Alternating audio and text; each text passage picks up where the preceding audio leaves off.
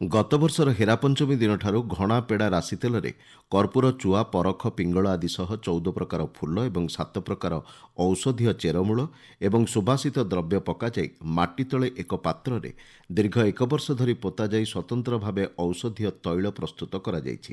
ଦେବସ୍ନାନ ପୂର୍ଣ୍ଣିମା ପୂର୍ବଦିନ ମାଟି ତଳୁ ଏହି ତେଲକୁ ବାହାର କରାଯାଇଥିଲା। ପଞ୍ଚମୀ ତିଥିରେ ଆଜି ତେଲକୁ ଛଣାଯାଇ ଅମୁଣିଆ ପ୍ରସ୍ତୁତ କରାଯାଇ ମହାପ୍ରଭୁଙ୍କୁ ଲାଗି ପାଇଁ ପଠାଯିବ। ମଧ୍ୟାହ୍ନ ଧୂପ ଏବଂ ଦକ୍ଷିଣୀ ଘର ଭୋଗ ସମ୍ପନ୍ନ ହେବା ପରେ ଜୟବିଜୟ ଦ୍ୱାର ବନ୍ଦ ହୋଇ ଅଣସର ଘର ଦ୍ୱାର ଖୋଲାଯାଇ ଏହି ତେଲ ଲାଗି ନୀତି ଅନୁଷ୍ଠିତ ହେବ। ପତି ମହାପାତ୍ର ସେବକ 3ଟି ରୂପା ପିଙ୍ଗଣରେ ଫୁଲୁରି ତେଲ ନେଇ ସଂସ୍କାର କରିବା ପରେ ଦଇତାପତିମାନେ ମହାପ୍ରଭୁଙ୍କ ଶ୍ରୀଅଙ୍ଗରେ ଏହାକୁ ମର୍ଦ୍ଦନ କରିବେ। ଶାସ୍ତ୍ର ଅନୁସାରେ ବିଶ୍ୱାସ ରହିଛି, ଏହି ତେଲ ଲାଗି ପରେ ଶ୍ରୀବିଗ୍ରହଙ୍କର ଜ୍ୱର ଉପଶମ ହୋଇଥାଏ। ସ୍ନାନଯାତ୍ରାରେ 108 ଗରା ସୁବାସିତ ଜଳରେ ସ୍ନାନ କରି ଜ୍ୱରରେ ପୀଡ଼ିତ ମହାପ୍ରଭୁଙ୍କୁ ଅନବସର ଘରେ ଦଇତାପତି ସେବକମାନେ ଗୁପ୍ତ ସେବା ଏବଂ ଉପଚାରରେ ଲାଗିଛନ୍ତି।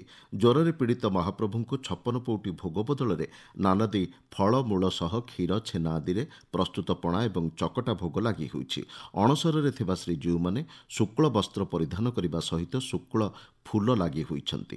ମଳୟରଞ୍ଜନ ମିଶ୍ର, ଆକାଶବାଣୀ ସମ୍ବାଦ ବିଭାଗ।